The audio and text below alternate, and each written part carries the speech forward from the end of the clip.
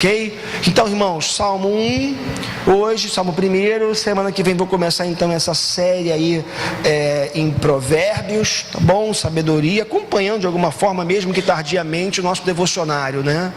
Então, vamos ler o texto, acompanhe na sua Bíblia aí, por favor. Como é feliz aquele que não segue o conselho dos ímpios, não imita a conduta dos pecadores, nem se assenta na roda dos zombadores. Ao contrário, sua satisfação está na lei do Senhor, e nessa lei medita de dia e de noite. É como árvore plantada à beira de águas correntes, dá fruto no tempo certo, e suas folhas não murcham. Tudo o que ele faz prospera. Não é o caso dos ímpios. Eles são como palha que o vento leva. Por isso, os ímpios não resistirão no julgamento, nem os pecadores na comunidade dos justos, pois o Senhor aprova o caminho dos justos, mas o caminho dos ímpios leva à destruição. Vamos orar, queridos. Pai, muito obrigado pelo banquete que a tua palavra é em si mesma. Obrigado porque só ao ler esse texto nosso coração se enche de paz, de alegria, de renovo, de esperança, porque é a tua palavra em nós, é a tua palavra que vem ao encontro dos anseios mais profundos da nossa alma, é a tua palavra que vem e traz um refrigério tão tremendo. Me lembro aqui, Pai, de uma fase da minha vida de angústia, claro, no meu caso, como consequência de pecado, e que eu me voltei para a tua palavra, Senhor, e era só na tua palavra que eu encontrava esse refrigério para a minha alma. Obrigado, Deus, porque mais uma vez estamos aqui e podemos nos debruçar sobre ela, na certeza, Deus, de que o Senhor nessa manhã tem bênçãos para derramar sobre o teu povo. E quando eu falo de bênçãos nesse contexto, é a bênção da tua revelação, é a bênção da tua voz ecoando no nosso coração, na nossa mente, na nossa alma, trazendo direção para a nossa vida. Obrigado pelos irmãos que estão aqui dispostos a ouvirem essa palavra, e que cada coração, a começar do meu, seja como um solo fértil para receber essa pequena semente nessa manhã, e que essa semente, uma vez plantada nesse solo fértil, produza frutos, os frutos que o Senhor tem para produzir na nossa vida. Muito obrigado, Senhor, por esse tempo com que já vivemos até aqui, e que o Senhor continue a falar ao nosso coração. Oramos em nome de Jesus. Amém, amém. Louvado seja o nome do Senhor para todos sempre. Queridos, o texto que lemos, esse Salmo número 1, ele é muito claro, né, quando desde o seu início ele traz uma expressão, uma palavra que é algo talvez perseguido por todas as pessoas, que é a felicidade. Em algumas versões você vai ter aí bem-aventurado, outras versões você vai encontrar a palavra feliz, mas no fundo essas duas palavras, alguns teólogos vão discordar um pouquinho, vão falar de variações, mas no fundo essas duas palavras significam a mesma coisa, que é felicidade. Então, quando a gente lê esse texto, sobretudo aqui nesse Salmo número 1, o que a gente percebe logo de início é uma preocupação do escritor em não definir o que é felicidade. Você não encontra, aliás, na Bíblia, salvo engano, uma definição de felicidade. O que é a felicidade? O que você vai encontrar na Bíblia, via de regra, vai ser a descrição de pessoas que são felizes. Como que vive uma pessoa feliz? Qual é o estilo de vida de alguém que encontrou essa tal felicidade? Mas dificilmente você vai encontrar nas Escrituras uma definição do que é felicidade. Por uma razão muito simples: felicidade na Bíblia nunca é algo que está do lado de fora. Felicidade na Bíblia nunca é algo que eu tenho que correr atrás. Felicidade na Bíblia nunca é algo que eu tenho que viver numa perseguição contínua, buscando. Já percebeu que quando a gente vive assim, parece que é um exercício infinito? Você fica em busca de algo e está sempre buscando, e o pior de tudo é que você sempre encontra falta. Parece que o pote está sempre vazio. Toda vez que a gente dá valor, toda vez que a gente dá um significado para além daquilo que as coisas ou pessoas merecem ter, e nós vamos atrás disso, depois que demos esse valor, esse significado, achando que essa pessoa ou coisa vão nos suprir, o resultado final disso é uma palavrinha que talvez acompanhe muitos de nós: frustração. Frustração é resultado da tentativa de viver dessa vida que busca o tempo todo encontrar a felicidade do lado de fora. E aí, é por causa disso que a gente, e aqui, queridos, não julguem os exemplos, porque em si são bênção para a nossa vida. O problema às vezes é a motivação que está por trás. O sujeito, ele casa para ser feliz, ele busca o diploma para ser feliz, ele passa no concurso público para ser feliz, ele compra um carro, uma casa, um brinquedinho. Tem os brinquedos modernos, né? Uma vez um amigo falava o seguinte: cara, brinquedo a gente vai comprar até o fim, o que muda é o preço dele, o valor dele, né? Quando você é pequeno, você se contenta com um carrinho. Quando você é um pouco maior, o carrinho aumenta, tem que ser de controle remoto. Você chega a 18 anos, eu quero um carro, porque no Brasil tem esse negócio, né? Não sei se é só no Brasil, né? A gente tem que ter o homem tem que ter um carro aos 18 anos. E aí, né, tem os brinquedos mais modernos aí então, né, que, né, enfim, né, eletrônicos, que a gente gosta muito. E aí, queridos, o que me chama a atenção é que as pessoas, elas estão sempre em busca desse plus, né, digamos assim, né, desse algo a mais, daquilo que elas não têm, acreditando um significado, um valor nessas coisas e se sentindo em falta, menores, incompletas, porque não alcançaram essas coisas que na sua concepção trazem essa esperada felicidade. Então, como eu já lhes disse, isso é cenário para frustração, porque nós somos seres, somos pessoas que parece que a gente vive sempre nesse déficit, né?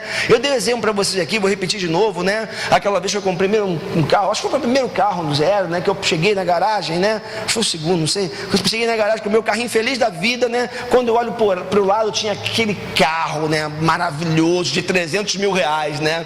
Aí eu, poxa, eu estava tão feliz com o meu carro, cara. Eu estava tão feliz com o Logan. Eu estava tão feliz com o meu Logan, o Wellington. Cara, eu estava feliz, cheguei me sentindo, cara. Eu cheguei, fui para logo aonde? Do lado daquele Fremont, eu acho o nome, né? Não sei se é assim que fala. Que agora é da Fiat, né? Cara, quando eu olhei para aquele carro maravilhoso, eu falei, poxa, acabou a alegria. Acabou a alegria. Sabe por quê? Porque a gente é assim, a gente está sempre em busca de algo mais, e a gente casa com uma pessoa que é a pessoa dos sonhos, aí passa 2, 3 anos, daqui a pouco você olha assim, já não é tão interessante, aí o olho já começa a ir para o lado, porque a grama do vizinho sempre é mais verde, não é verdade?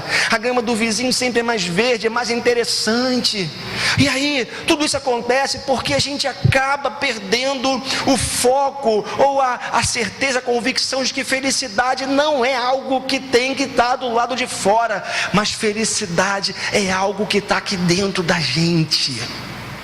Esse é o grande desafio, e é por isso que quando a gente lê esse texto, o Salmo 1, o Salmo 1, ele vem retratando não a alegria ou a felicidade. É interessante isso, porque o foco do Salmo 1 não é na alegria ou na felicidade. O Salmo 1, ele foca na pessoa, ele foca no ser, ele foca no discípulo de Jesus.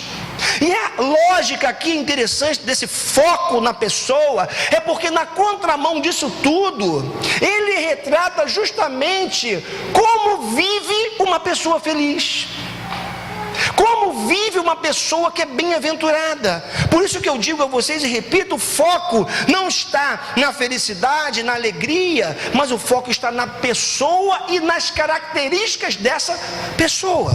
E aí, avançando um pouco mais aqui, o salmista começa fazendo uma afirmação interessante. Ele fala como é feliz. Ele não define, mas ele fala como é feliz. É interessante porque essa felicidade, muito mais do que uma alegria sazonal, ou seja, passageira e que vem de tempos em tempos, na concepção do salmista é algo contínuo.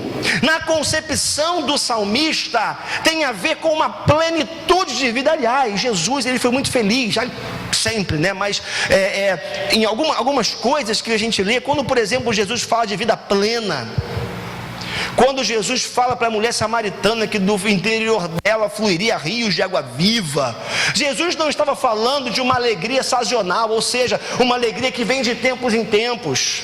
Jesus estava falando de um estado de alegria.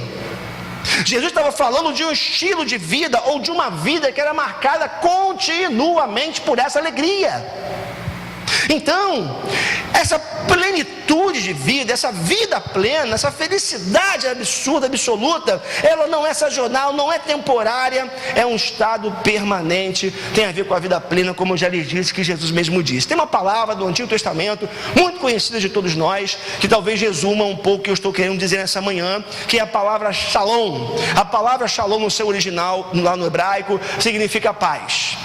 Mas essa palavra não significa paz no sentido de apenas, eu estou sentindo paz no meu coração. Não, a palavrinha shalom, muito mais do que significar simplesmente paz, significa justamente um estado de plenitude de vida, um estado de ordem permanente, um estado de equilíbrio e ordem interior que se manifesta no mundo exterior.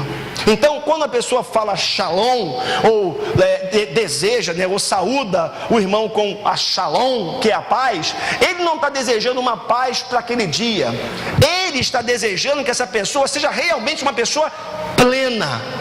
E isso, dentro do conceito hebraico, envolvia segurança financeira, segurança com relação à guerra, né, que é naqueles períodos de conquistas e guerras. Isso significava você ter servos, terras, enfim, era uma plenitude de vida que gerava essa satisfação profunda, sempre lembrando que algo que está dentro de nós e não fora de nós. Agora, quem é esse? Quem é esse bem-aventurado? Quem é esse feliz? Quem é essa pessoa que desfruta dessas características? Primeiro, é aquele, segundo o salmista, que não segue o conselho do ímpio. Interessante isso, né? Porque, começando aqui falando sobre o ímpio, quem é o ímpio?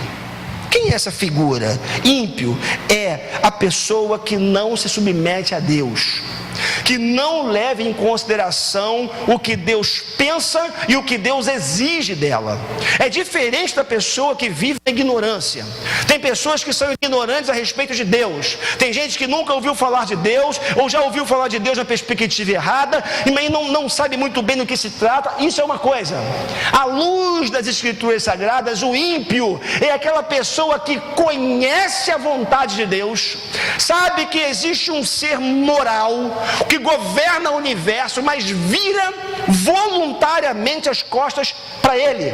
É interessante porque Miqueias capítulo 6 verso 8, como não tem na projeção, eu vou deixar você, dar um tempinho para você achar. Miqueias, profeta Miqueias, Antigo Testamento, capítulo 6 verso 8, vai dizer assim: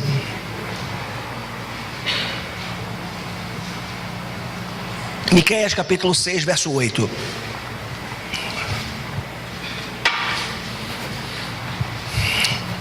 assim nos diz o texto da palavra: o Senhor já nos mostrou o que é bom, Ele já disse o que exige de nós. O que Ele quer é que façamos o que Ele quer é que façamos o que é direito, que amemos uns aos outros com dedicação e que vivamos em humildade e obediência ao nosso Deus. Olha só, Miqueias capítulo 6 verso 8, o profeta está dizendo: é clara a vontade de Deus.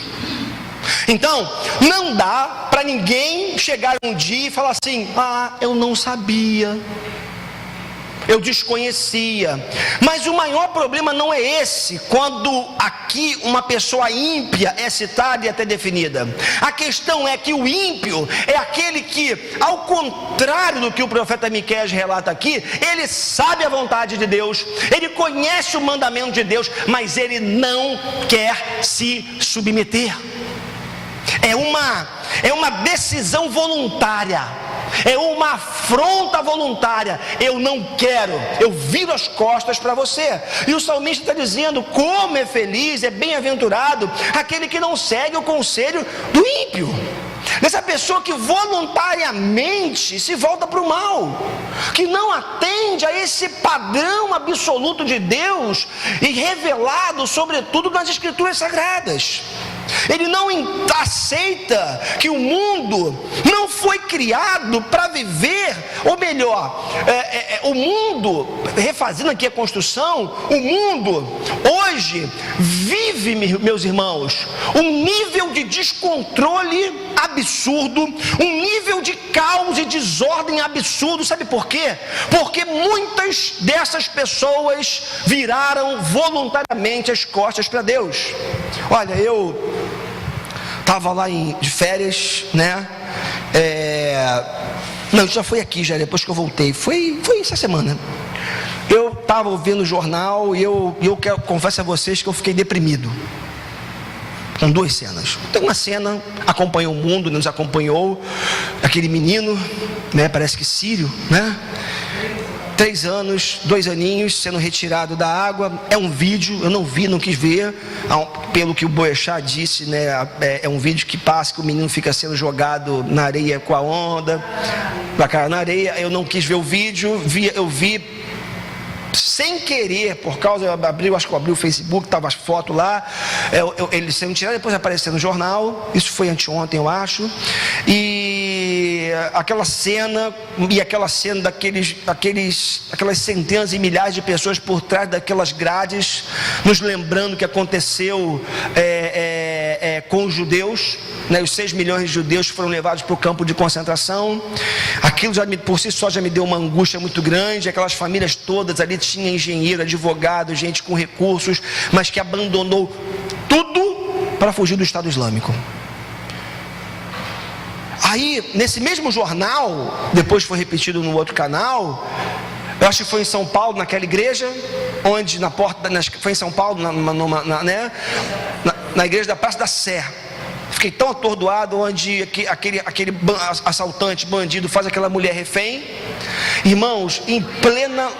Ele era marido dela, né?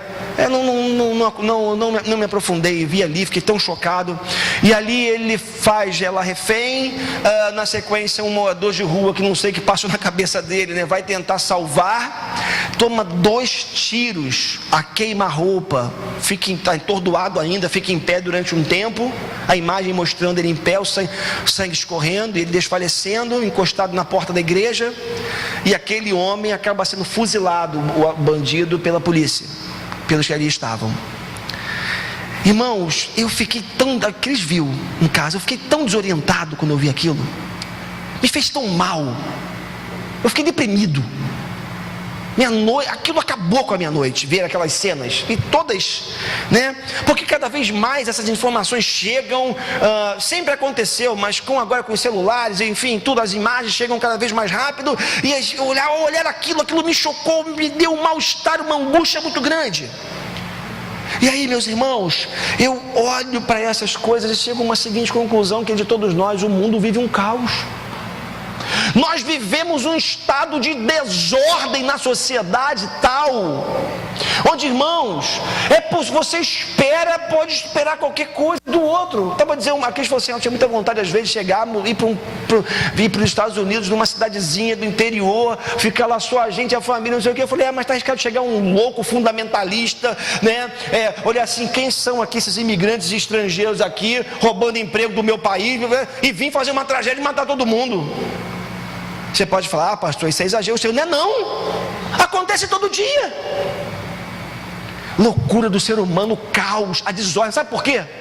Porque o homem ímpio virou as costas para Deus. Agora deixa eu dar uma informação para você, que é ruim, é bem verdade, peço até que você receba, né, com reservas no seu coração. Não, é essa gente, muitas vezes ímpia, que virou as costas para o Criador, que não quer saber de Deus. Eles que são os formadores de opinião, são eles que educam nossos filhos na escola,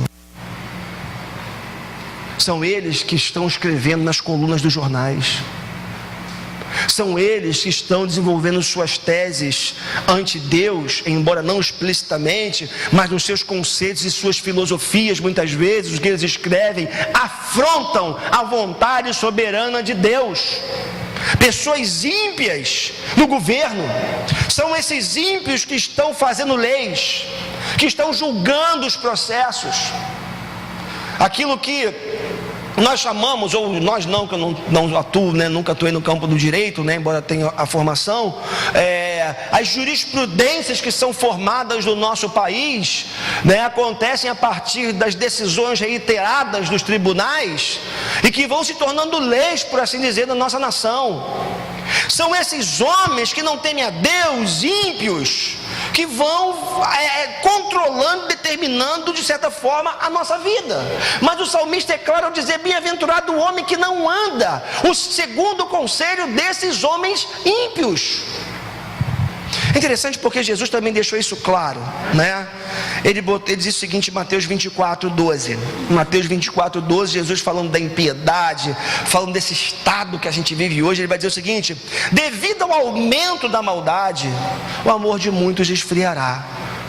Aumenta a impiedade, a dureza do coração do homem, o amor esfria. E a consequência, sabe qual é? Você vê uma pessoa do teu lado passando fome, você não ajuda. Você vê uma pessoa desabrigada, sem teto, e você não leva para sua casa. Que isso, pastor? Você está dizendo que eu tenho que levar uma pessoa para minha casa? Irmã, deixa eu dizer uma coisa para você. Eu sei que as desculpas são muitas que nós damos todos os dias, mas à luz da Bíblia, se você vir uma pessoa desabrigada, a Bíblia manda que a gente pegue essa pessoa e leve para dentro de casa. Deixa eu dizer uma coisa para você também, eu não faço isso. E muitas desculpas eu tenho. Eu tenho 2 filhas, é perigoso, é muita insegurança no mundo, pode ser um bandido, tudo a gente pode dizer. A gente pode falar qualquer coisa. Mas à luz da Bíblia, o que a gente tem que fazer é o que muitos europeus estão fazendo com esses migrantes que estão sendo deslocados, expulsados das suas casas. Estão acolhendo. Eu vi uma matéria esses dias que alguns europeus estão acolhendo, recebendo em suas casas essas pessoas que não têm mais onde morar. E aí, queridos, bem-aventurado o homem que não anda segundo o conselho. O salmista diz que é feliz aquele que tapa os ouvidos para esses conselhos e influências. Mas ele segue.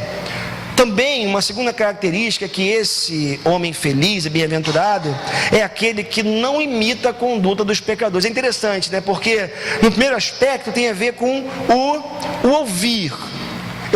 Ele ouve, né? Ele percebe através desse sentido da audição. Ele ouve, tem um conselho. Esse conselho muitas vezes não é direto, vai e faça isso, mas esse sistema de valores influencia. Esse sistema de valores, ou de falta, de ausência de valores, faz com que a gente caminhe numa determinada direção.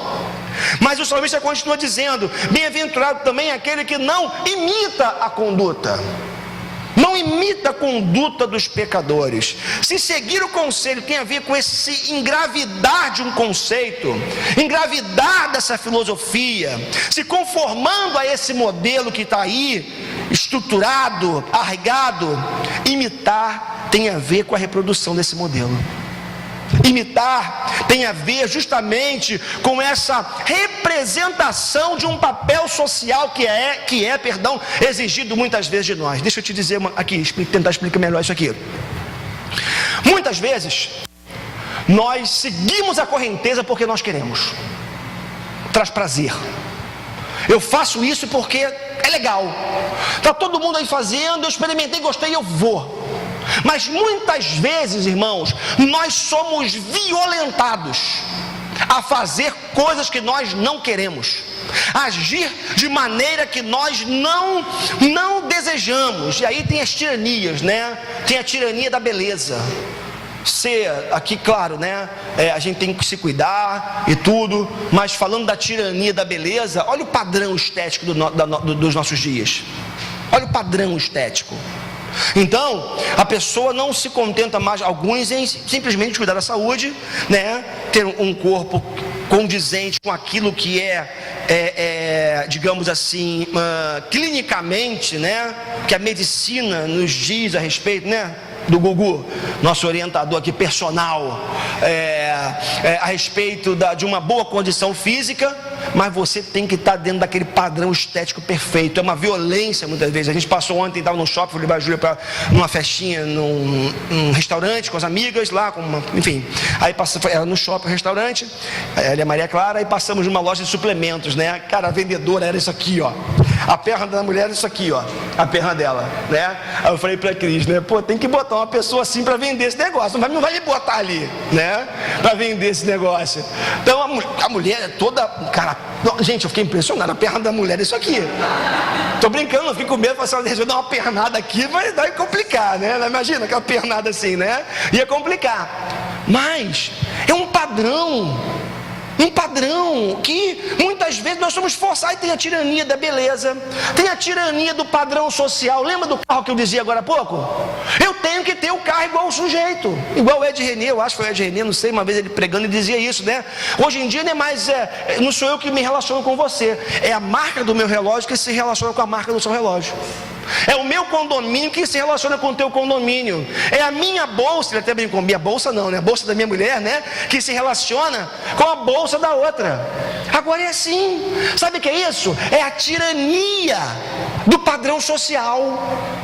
E cada vez mais, lembra da felicidade do lado de fora? Cada vez mais a gente vai buscando ter para ser. Consequência? Ali na frustração que falávamos há pouco, o cartão de crédito lotado de dívida para você pagar depois. Esse é o problema. Então, aquele que não se assenta, ou melhor dizendo, é feliz aquele que não se violenta fazendo o que não quer, só para satisfazer expectativas, ou fazendo mesmo porque já ter sido condicionado, não resistindo à pressão cruel da sociedade. Porque aquilo, né? Algumas informações vão se massificando de tal forma, daqui a pouco você que não gostava de algo passa a gostar. Moda. Já percebeu isso? Moda é um troço doido. Às vezes você diz, pô, eu odeio. Pô, cara, eu tô assim, eu odiava tênis colorido. Vou dar um exemplo. Só eu, já notou? Só eu boto a cara aqui para apanhar, né? Só eu exponho aqui as minhas vergonhas, né? Aí estava lá, precisando de comprar um tênis. Poxa, eu sempre fui discreto, né? Meus tênis sempre discretos. Eu estou com um tênis lá amarelão, o Gugu viu, né? Amarelão, mas tem uma explicação. Era o último modelo, estava mais barato, ele é todo uma camada de gel, estou precisando por causa das duas, né? Então tem toda uma explicação aqui para isso. Mas, cara, eu passei a gostar do negócio. Eu boto meu tênis amarelão e saio amarradão aí. Tênis amarelão lá, né? Todo bonito, reluzente, né? Eu me sinto assim especial aquele tênis, né? Aí, sabe por quê? Porque você vai indo nessa onda. A moda faz isso com a gente, coisas que a gente odiava. Aí você olha pro lado, de repente, pô, tá todo mundo usando, né? Aí você começa a se sentir mal porque você não usa. Aí você começa, aí vai devagar, tá rindo, né? Como diz o Cláudio Duarte, tá rindo do que te faz chorar, né? O Cláudio Duarte fala muito isso, né? Tá rindo do que te faz chorar. E aí, você vai. Daqui a pouco você já era, foi pra galera, tá junto de todo mundo, tá igual. E aí, queridos, nessa de igual, aí sim, eu tava lá nas férias, aí você vê Fantástico, um monte de porcaria nas férias, né? Tava vendo Fantástico também, aí tava lá um dia no hotel de noite, aí eu não sei se é um quadro novo do Fantástico, não sei, o que você faria, né? Como você agiria, vocês sabem, né, esse negócio, né?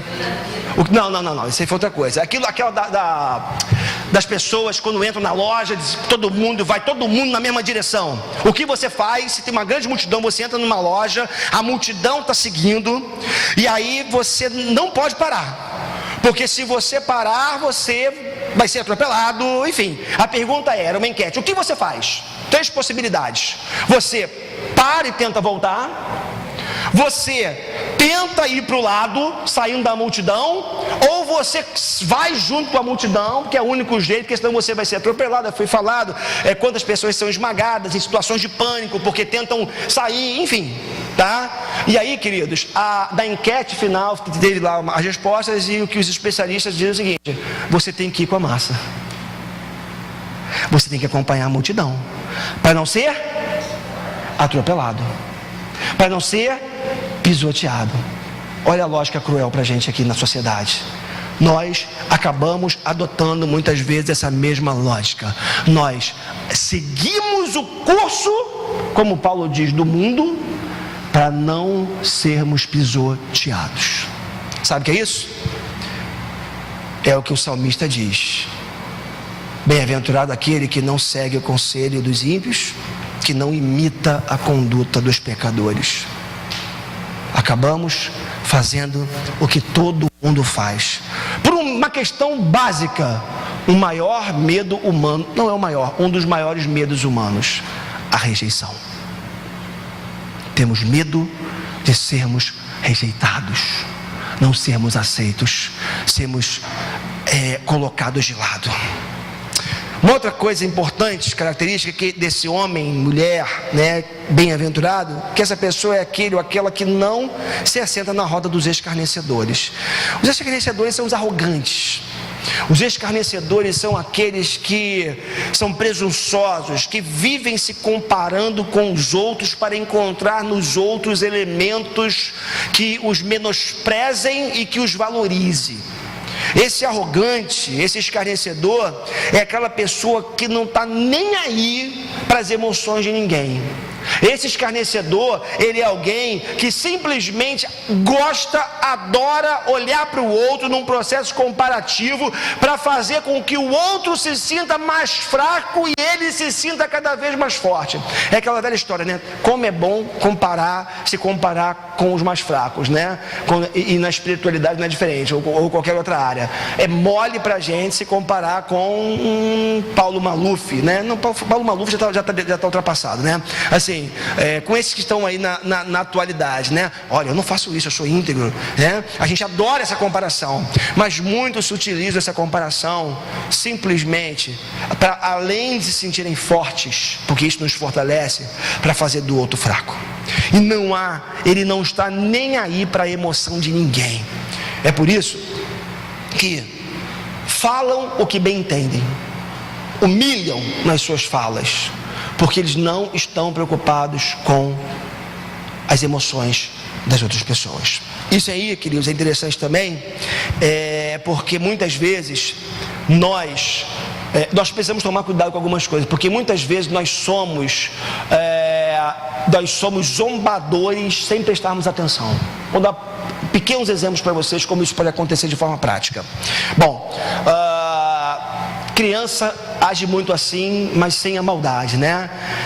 Se uma criança chega, por exemplo, um menino que tem um pai que tem uma condição um pouco melhor, do Natal ganha um carrinho, um controle remoto bonito, e chega na rua dele, tem um menino pobre que não pode comprar o carrinho, ele não tem a menor preocupação em chegar: olha o carrinho que eu ganhei. E o molequinho olhando assim, né, meio frustrado, triste, porque não pode ter o carrinho, porque o que ele ganhou no máximo foi ali uma bobagem qualquer. Não é verdade? Uma bobagem qualquer. É óbvio que nessa criança não tem essa maldade. É óbvio que essa criança não tem essa coisa de eu vou crescer para que essa outra criança diminua. Dependendo da idade, é bem verdade. Tá bom? Dependendo da idade. Mas nós temos que tomar o cuidado, porque muitas vezes a gente age assim, exemplos práticos. Você sai de férias, tem gente que não tem cuidado, o cara vai para Paris, vai para o Ceará, né? Não sei lugares todos aí. Aí ele vai, aí senta do lado do outro que não pode viajar, que não pode estar ali, começa a, desculpa a expressão, vomitar em cima do outro a sua viagem, tirando uma onda com o sujeito que não pode ir. Sabe o que é isso, em última análise? É zombar do outro. Mas eu não tinha essa intenção. Mas essa atitude muitas vezes tem o poder de gerar uma ferida profunda no coração de alguém. Ou então, né, você compra o carro, aquela velha história: não estou orando para Deus me dar um carro para abençoar, aquela coisa, você compra o carro e desfila com o carro aqui na porta da igreja. Todo mundo vê o irmãozinho, dá tchau para ele, o irmãozinho vai a pé para casa. Então são coisas pequenas, que muitas vezes fazem com que nós venhamos a agir como esses que usou o mundo. Ah, pastor, mas eu não tenho essa intenção. Ok, você pode não ter intenção, mas a memória, a lembrança daquilo que essa pessoa ouviu, muitas vezes produz marcas profundas no coração. Nesse livro que eu citei para vocês, do Augusto Cury, sobre a ansiedade, ele fala uma expressão interessante. Ele fala o seguinte, que a memória é o jardim das emoções. A memória é o jardim das emoções. Então, muito das doenças, das feridas, daquilo que a gente vive dentro de nós, de dores, tem a ver com coisas que nós vimos e ouvimos, que nos foram ditas e que ficaram marcadas. Então, bem-aventurado é esse homem que toma cuidado. Eu quero deixar uma dica para você. Você pode ter o que você tem, você pode fazer o que você faz. Agora, cuidado para você não estar machucando, ferindo pessoas no simples fato de demonstrar o que você tem, no simples fato de colocar para fora as suas conquistas, porque isso pode causar mal, fazer mal para algumas pessoas. Agora, queridos, para avançar e já caminhar para o final, o salmista, ele começa a se referir a características positivas, atitudes que vão de encontro contra mesmo a esse sistema ímpio, pecador e escarnecedor. Na verdade, esse é o estilo de vida do discípulo de Jesus. Agora, o que deve caracterizar a sua vida e a minha vida? Você é discípulo de Jesus, amém? Você é servo de Deus, serva de Deus? Você teme a Deus, teve encontro com Jesus? Que características são essas? Primeiro, ele vai dizer, ao contrário disso tudo, ao contrário do ímpio, ao contrário do pecador, ao contrário desse que zomba, o homem de Deus, a mulher de Deus, que é bem-aventurado, ele tem o seu prazer na lei do Senhor. Olha como é que o texto é claro. Tem o seu prazer na lei do Senhor. Isso é importante, porque se a gente fosse analisar a lei na perspectiva do Antigo Testamento, a gente estava lascado, né? Porque era complicado. Aí vem Jesus, vem Jesus, mas também com base em Deuteronômio capítulo 6, e vai dizer o seguinte: a lei, ela pode ser resumida em 2 mandamentos: amar a Deus sobre todas as coisas e ao próximo como a si mesmo. Então, fazendo uma aplicação aqui e uma apropriação dessas duas ideias, o que nós podemos dizer? Que uma pessoa bem-aventurada, ela tem 2 prazeres na vida. 2 prazeres na vida. O seu prazer é amar a Deus sobre todas as coisas e o próximo como a si mesmo. Então, pergunta inevitável: eu amo a Deus sobre todas as coisas? Eu amo o próximo como a mim mesmo? Se a resposta for positiva, eu sou um bem-aventurado. Em Deuteronômio 6, que é lindo, você pode abrir se você quiser, versos 4 a 9.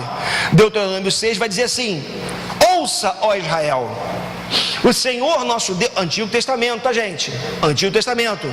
O Senhor nosso Deus é o único Senhor. Aí vem: ame o Senhor, o seu Deus, de todo o seu coração, de toda a sua alma e de todas as suas forças. Que todas essas palavras que hoje lhe ordeno estejam em seu coração. Ensine-as com persistência a seus filhos. Converse sobre elas quando estiver sentado em casa, quando estiver andando pelo caminho, quando se deitar e quando se levantar. Amarre-as como um sinal nos braços e prenda-as na testa. Escreva-as nos batentes das portas da sua casa e de seus portões. Deuteronômio 6, versos 4 a 9. E aqui, queridos, nós encontramos de onde Jesus tira o conceito de amar a Deus sobre todas as coisas e ao próximo como a si mesmo. O bem-aventurado não apenas obedece a Deus, porque o fariseu também obedecia. Essa é a questão. Quando Jesus fala da impossibilidade de cumprir toda a lei, não significava que uma pessoa não conseguiria cumprir todos todos os 600 e tantos preceitos da lei, mas a impossibilidade de ter um coração completamente puro e uma motivação completamente limpa para fazer a vontade de Deus. Então qual é a ideia que está por trás aqui? Amar a Deus sobre todas as coisas e amar a lei de Deus tem a ver com uma motivação do coração, um desejo da alma de ser fiel a Deus, de amá-lo, de servi-lo, mesmo sabendo que muitas vezes nós não vamos conseguir. Então, primeiro aqui, será que eu posso dizer essa característica, né, que a gente está vendo aqui, esse aspecto positivo, melhor dizendo, desse homem de Deus, desse bem-aventurado, é que ele tem prazer na lei de Deus. Ele tem prazer nessa lei de Deus. A lei que se resume a amar a Deus sobre todas as coisas é o próximo como a si mesmo. É interessante porque o texto diz que ele ama, e porque ele ama, aí vem a segunda parte, ele medita de dia e de noite. Mas a pergunta que eu faço para você é: ele medita de dia e de noite porque ele ama? Ou ele ama porque ele medita de dia e de noite? Sabe qual é a resposta que eu tenho para vocês nessa manhã? As duas coisas. Porque como já vimos aqui, disciplina é algo fundamental na vida cristã. Então quanto mais você ora, você tem vontade de orar. Quanto menos você ora, você tem menos vontade de orar. Então são as duas coisas extremamente importantes. Mas o salmista coloca uma ordem, uma lógica. Porque ele tem prazer, ele medita. Queridos, meditar é pensar. Meditar é você ir para a cama pensando. É você deixar que essa palavra invada a sua mente, invada o seu coração. Me lembro de Jeremias falando em Lamentações: quero trazer à memória aquilo que me dá esperança. O que pode trazer esperança para o nosso coração, senão a palavra de Deus. A palavra de Deus, quando entra na nossa alma, quando entra no nosso coração, queridos, os medos vão embora. Você tem medo? Você não precisa responder. Você tem medo? Encharque-se da palavra de Deus, que os seus medos vão embora. Não sou eu que estou dizendo para você, não. É a palavra. E eu vivi isso. Eu vivi isso uma fase da minha vida, já contei, não vou contar agora de novo, não. A palavra me restaurou. Aí, meditar na palavra. Sabe qual é o resultado que o salmista vai dizer? Ele é como árvore plantada junto aos rios de água, a águas do rio. Todos nós sabemos da importância da água para o crescimento das plantas, para o crescimento de uma árvore. Todos nós sabemos disso, não é verdade? Estava estudando com a Júlia esses dias sobre o Egito, sobre o Nilo. A gente tem que ler um monte de coisa, né? Reler um monte de coisa, é bom, né? Aí estava vendo da formação do Antigo Egito, né? Ao redor do Nilo. Por quê? Água. A cheia do rio Nilo fazia com que toda aquela região fosse fértil. Então, os primeiros povos, não é aula de história aqui, não geografia não, né? Os primeiros povos nômades vinham e voltavam. Depois eles perceberam que era melhor ficar juntos, reunidos, se fortalecendo ao redor do Nilo, e ali, enfim, começa toda aquela civilização, digamos assim, aquela cultura.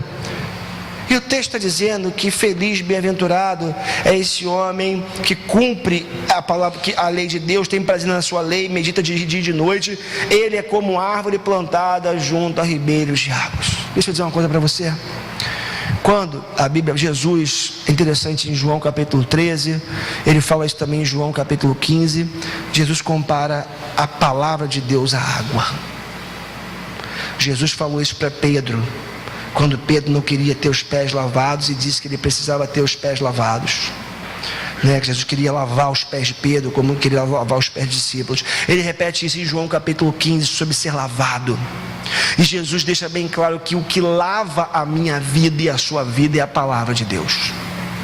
Essa água, queridos, o que a gente tem que entender aqui é o seguinte: esse rio, que essa árvore tem que estar fincada nele, é o rio da palavra de Deus. O cristão, o discípulo de Jesus, é alguém que tem as suas raízes na palavra. É radical. Gosto muito quando lembrar de quando o Marcelo dizia que ele falava sobre isso. Ele insistia muito nisso. Ele falava assim: pode me chamar de radical, eu sou radical, porque radical é quem tem raiz. Eu nunca esqueci, achei isso bem legal. O Alexandre também lembra disso, né? Radical é quem tem raiz. Então, a minha raiz, a sua raiz, tem que estar fincada nesse rio que é a palavra de Deus. Agora, sabe onde esse rio se manifesta? Esse rio, claro. Ah, na Bíblia, pastor. mas sobretudo, irmãos, na comunidade.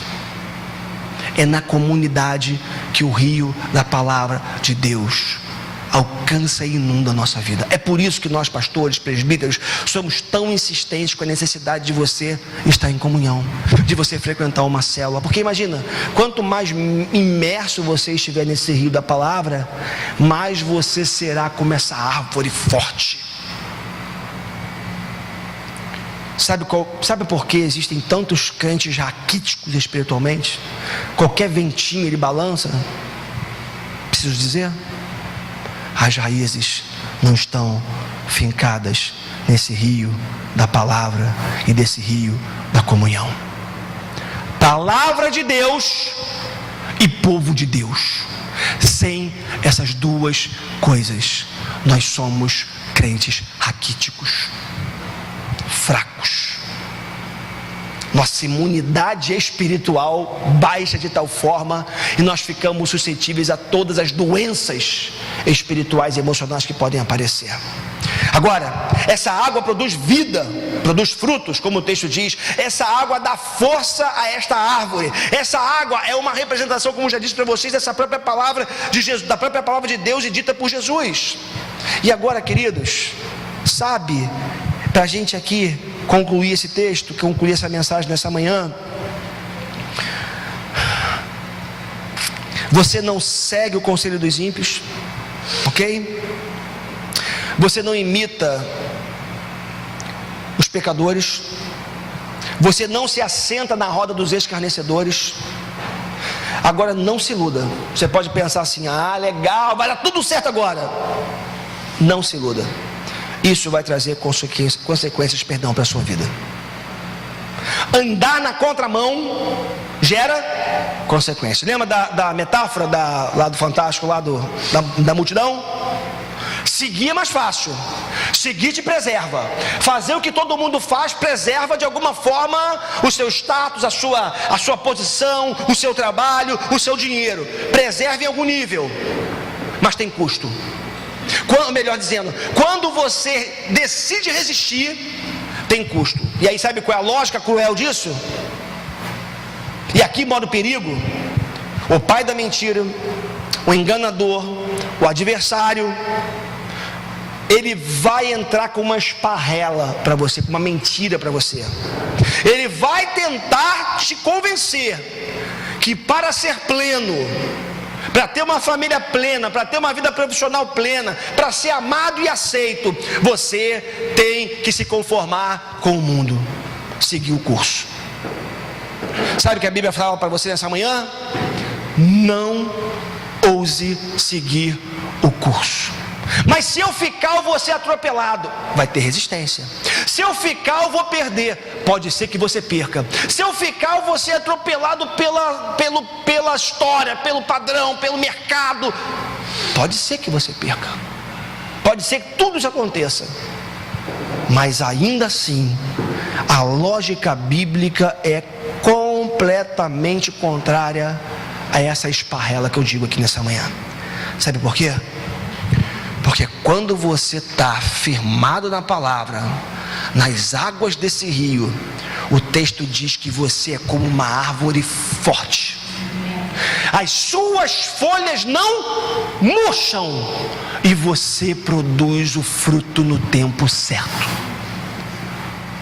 Entenda uma coisa nessa manhã, em nome de Jesus: fruto é sazonal. Você não vai viver frutificando plenamente todo dia, o tempo todo, o ano inteiro. Não dá para fazer isso. Tem momentos de cansaço, tem momentos de desânimo, tem momentos que... Eclesiastes, tem tempo, vou parafrasear, tem tempo de frutificar e tem tempo de deixar de frutificar. Os frutos do fazer. E aí, na minha interpretação desse texto, folhas que não secam tem a ver com o fruto do Espírito na nossa vida. É o fruto do ser. Quando você está cheio de Deus, quando você está firmado nesse rio, focado nesse rio que é a palavra de Deus, as suas folhas não murcham, o seu caráter não se perde. A sua vida com Deus, relação com Deus, ela é intocável. Você permanece cheio da presença de Deus. Agora, os frutos dos nossos feitos são sazonais. Às vezes você está numa fase da sua vida que você entra de cabeça na igreja, no serviço, fora da igreja, trabalha. Tem um período que você tem que recuar um pouco mais. Porque fruto é sazonal. Fruto não dá o ano inteiro. Tem época. Mas as folhas permanecem verdes. As folhas permanecem lindas, belas. Sabe por quê? Porque é esse irrigar da graça de Deus que faz isso na sua vida e na minha vida. Agora, os ímpios não são assim. Eles não agem assim, mas eles não agem porque eles não podem. A graça de Deus não os alcançou. Eles não podem agir assim. São como palha, o vento os leva, o fogo queima. O ímpio não resistirá no dia do julgamento e nem resiste na comunidade. Não aguenta. Ele não aguenta sentar aqui e ouvir a palavra de Deus. Ele não aguenta sentar para falar sobre as coisas de Deus. Ele não resiste a isso, o salmista está falando. O ímpio não aguenta. E o texto termina falando dos dois caminhos, né? O caminho do justo, do homem de Deus, do bem-aventurado, prospera sempre. Agora o caminho do ímpio é reprovado por Deus. Meu irmão, minha irmã, terminando nessa manhã, enfim. Se você entregou o teu coração para Jesus, se você é filho de Deus, se você é filho de Deus, você é como uma árvore plantada na beira do rio. Você é como uma árvore plantada na beira do rio. Você não segue o conselho dos ímpios, você não imita o caminho dos pecadores, você não se assenta na roda dos escarnecedores. Você tem o seu prazer na lei de Deus, na lei que se resume a amar a Deus e ao próximo, a Deus sobre todas as coisas e ao próximo a si mesmo. Você medita nessa lei de dia e de noite, o seu prazer é meditar nela. E aí a consequência é que você é como uma árvore plantada junto a ribeiros de águas. E como uma árvore plantada pode bater o vento que for. A esparrela do inimigo é a seguinte: segue o conselho dos ímpios, imita os pecadores, senta na roda dos escarnecedores, porque você vai ser como eles e você vai estar bem. Jesus fala, não age assim. A palavra de Deus diz, não age assim. Sabe por quê? Porque se você não agir assim, você vai ser como essa árvore. É outra metáfora, é outra representação. E como essa árvore plantada e fincada, pode bater o vento que for, que você vai se manter de pé. Vai bater vento de um lado, vai bater vento do outro. Vai vir problema de cá, vai vir problema de lá. Vai ter represália, não tem jeito. O mundo vai virar as costas para você, possivelmente. Seus amigos talvez não vão querer ter um papo com você. Os seus colegas de trabalho, o próprio mercado de trabalho talvez vai te rejeitar. Mas há uma garantia de Deus de que vale a pena, porque você vai se manter como essa árvore firme, forte, com folhas verdes e que dá o seu fruto no tempo certo. Amém, queridos? Que o Senhor cumpra a sua palavra em nós nessa manhã. E a gente tem a mesa do Senhor, que é tão fantástica, né? Que é tão presente de Deus para a nossa vida. Essa mesa, ela é uma manifestação tão fantástica do estado, da graça de Deus. É uma manifestação tão fantástica da presença de Deus, né, do favor de Deus para a nossa vida. Queria chamar os nossos músicos aqui à frente. Queria mudar a canção. Peguei vocês, né? Existe um rio, Senhor, que flui do teu grande amor, água que corre do trono, água que cura e que limpa. Por onde o rio passar, tudo vai transformar, pois leva a vida do trono de Deus. Essa vida está nesse lugar, é isso? Nesse lugar. Vamos cantar essa canção.